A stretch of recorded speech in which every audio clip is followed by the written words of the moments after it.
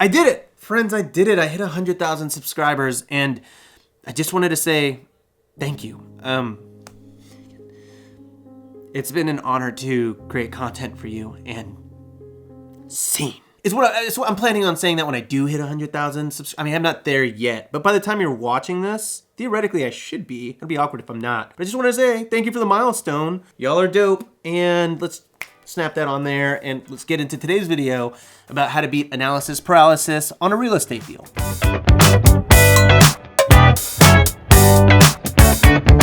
Hello and welcome back to another episode of Robuilt. You know, I think a lot of people see a lot of the success that I've had, a lot of my portfolio. I mean, honestly, not just me, but just anyone that has any mild success in real estate. And they think that we just have it locked down, that we're super confident and brilliant for pulling off these crazy real estate ventures and following our dreams and succeeding and crushing it and making money and blah, blah, blah, blah, blah. I eat success for breakfast.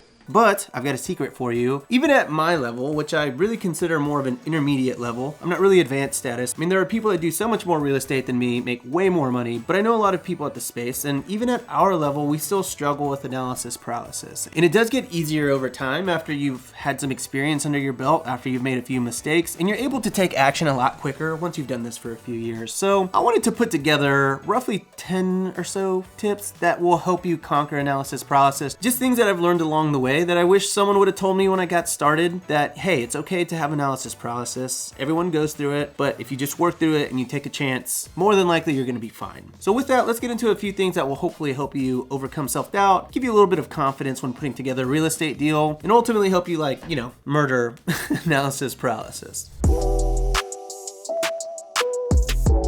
All right, tip number 1, do your research. Start with research, read a book, read books, as many books as you can, articles, blog posts, and really study up on what it is you're trying to do. If you're trying to do a flip, if you're trying to do a short-term rental, if you're trying to do a BRRRR, a wholesale deal, an apartment syndication, you have to study this stuff and you have to become a student of real estate. And ultimately, I'm gonna say that this is probably the biggest double-edged sword in the entire industry, and it's like too much research can actually be the main cause of analysis paralysis. So ultimately research, but do like a healthy amount. If all you're doing is studying how to do a flip for a year, you're never gonna do it because you're gonna be so in your head trying to analyze, well, I don't know, how do I budget for the painter and what about the financing and can I sell it? And you're gonna really confuse yourself with all the knowledge that you're actually learning. But here's the deal, knowledge is super important, but applying that knowledge is even more important. So if you spend a year or two trying to learn a topic, if you keep consuming the topic and actually never apply it, you're gonna have information overload and you may never actually get started. To put it simply, research is like college, right? You go and you learn the foundations of something. But as you know, once you actually start your real job, your real 9-to-5 career, that's where you actually learn what it is you're doing, and all those concepts that you learned in college, you're like, oh, that's what that means. So college is sort of priming you for that real world job, but that real world job, you learn way more than you ever did in college in your first 1 to 6 months of working that full-time job. Same applies for real estate. So study it and do your best to apply it as quickly as possible. Tip numero dos.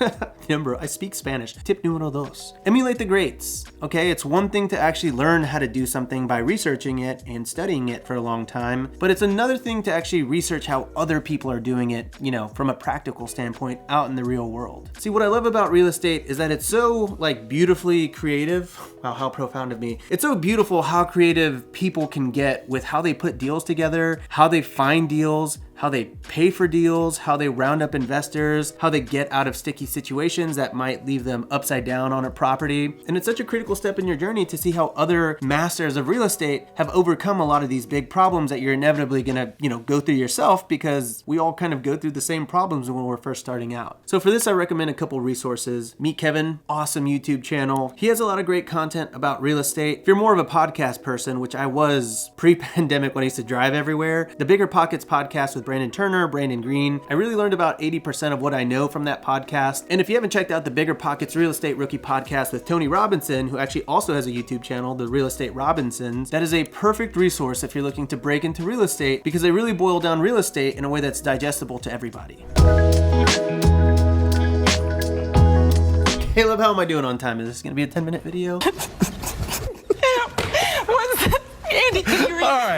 Tip number 3, work for free. Crazy concept, but if you're looking to get into real estate and you have analysis paralysis and you're not really sure where to start, well, start by working for someone else and doing the work. Whatever you have to do to get into that deal, take phone calls, be someone's assistant, answer their emails, go to the actual site and offer to help them paint and fix things and hang drywall and really learn what it entails to do that specific deal. And what's really great about this is that I think one of the reasons that people suffer from this paralysis is that, there's a lot of money at stake. It can really put someone in a sticky financial situation if their deal goes south. But when you work for free for someone as their intern or apprentice or whatever you want to label it, you have no financial stake in that deal. You're just there to be a fly on the wall and learn. The person doing the deal has all the financial and legal liability. And I know a lot of you watching this are probably like, I make anywhere from $40,000 to $200,000 a year. How dare you ask me to work for free, blah, blah, blah. Well, you have to think about it this way. Your first deal should be less about making money and more about building a wealth of knowledge. My boy's wicked smart. So take a pay cut so you can get experience, because that experience is going to be so much more valuable than any amount of money. And that way, whenever it comes time to do your own deal, you're no longer walking in blind and you're going to be more confident about taking on a project.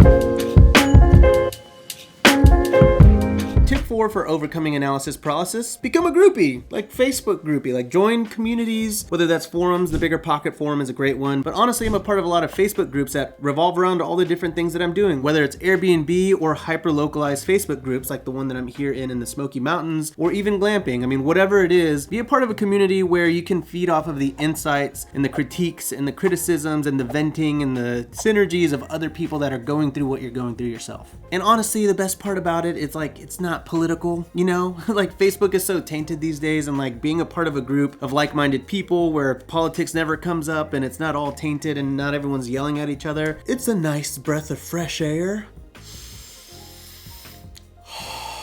For people that are in my different programs, we have exclusive Facebook groups, and honestly, it's just like the greatest thing to see people help each other out through their problems. And also, I think that being part of Facebook groups and being around other normal people really helps normalize the notion of this big, scary real estate investing thing. So it's really encouraging to see other people in the weeds and overcoming their different problems right alongside of you.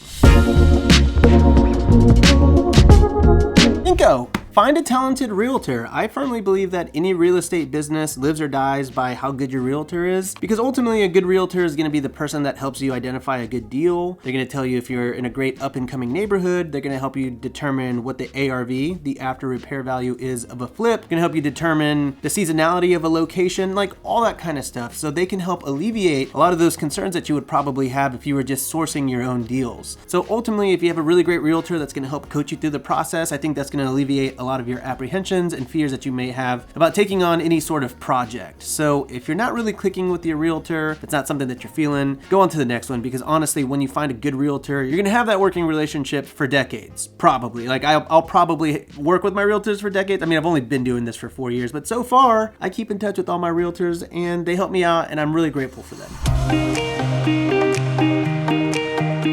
All right, we're at the 50% mark. I'm feeling pretty good. I'm gonna try to blast through these pretty quickly here, but tip number 6. If you have apprehension and you're scared to do this alone, and your analysis paralysis is keeping you up at night because you don't feel like you can do this, consider partnering up with somebody. Personally, I like partnering up with people. I think it's way cooler. It's way more fun to share victories and successes together. Did we just become best friends? Yup!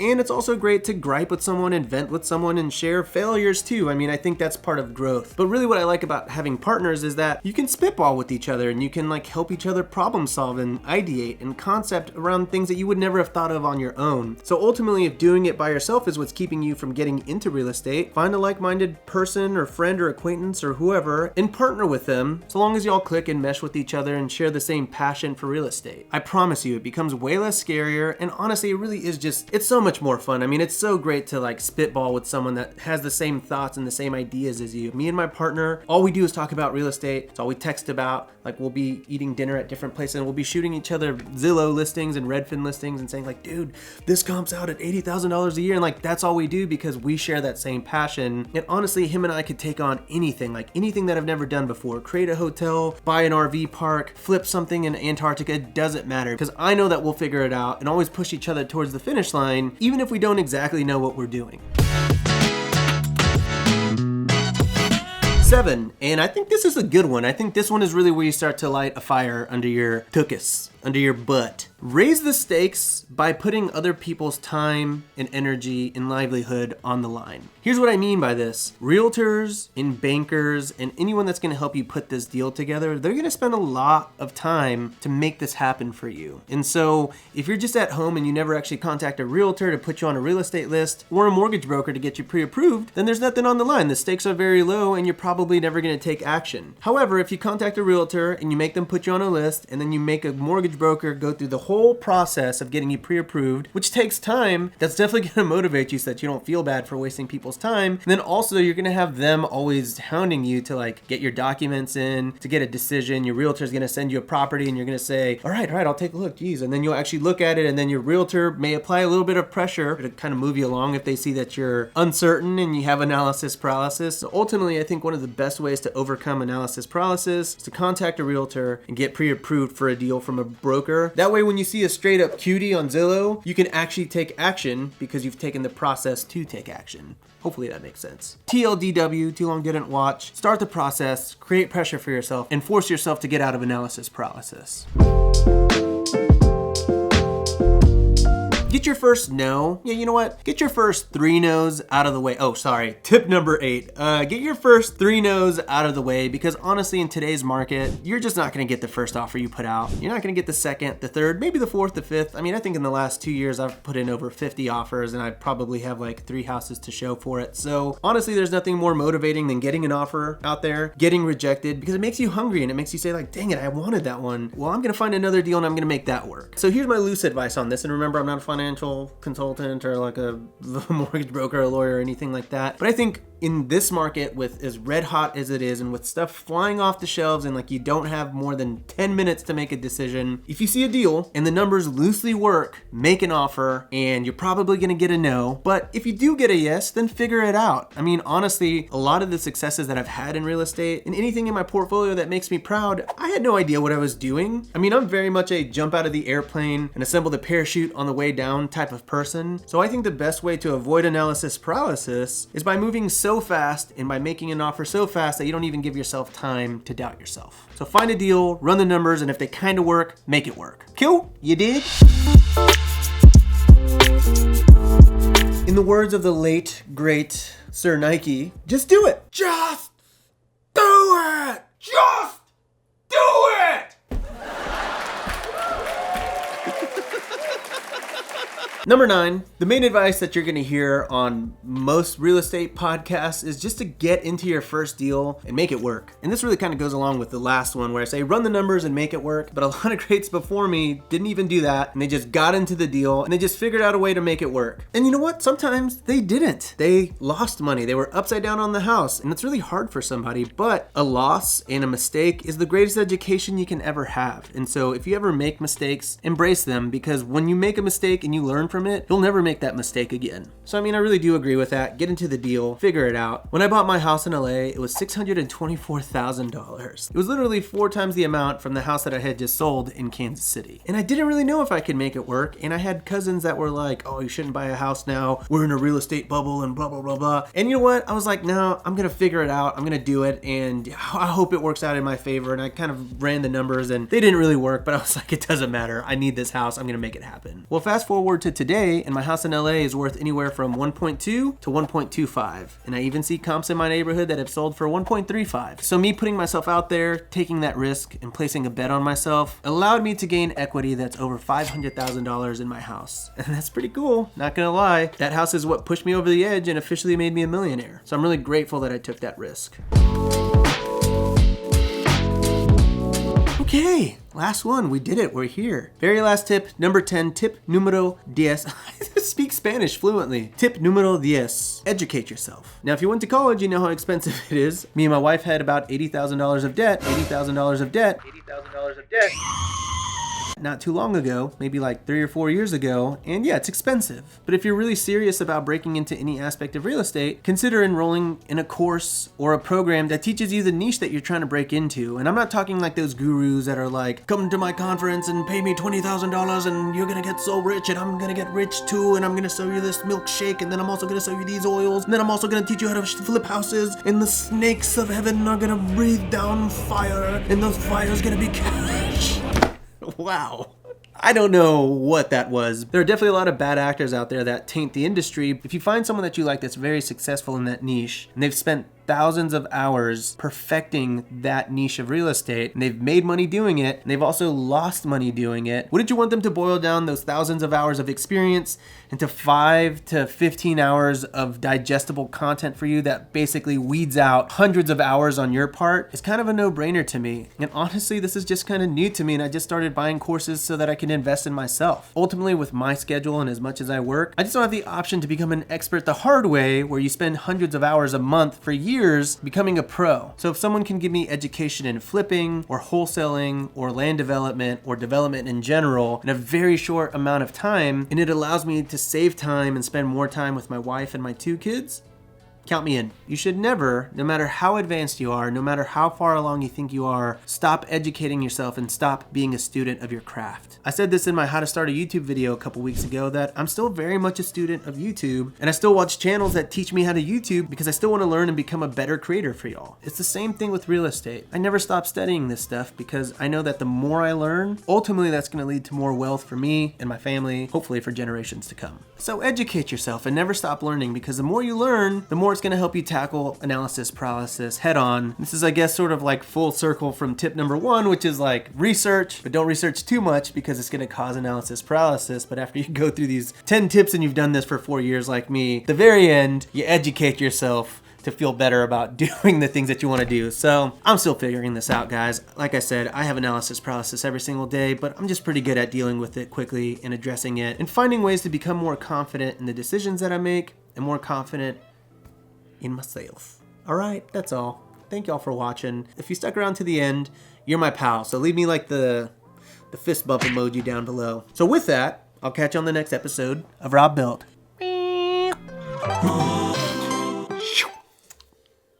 When it's over, that's the time I fall in love again. And when you go, go, go, go, I know it never ends.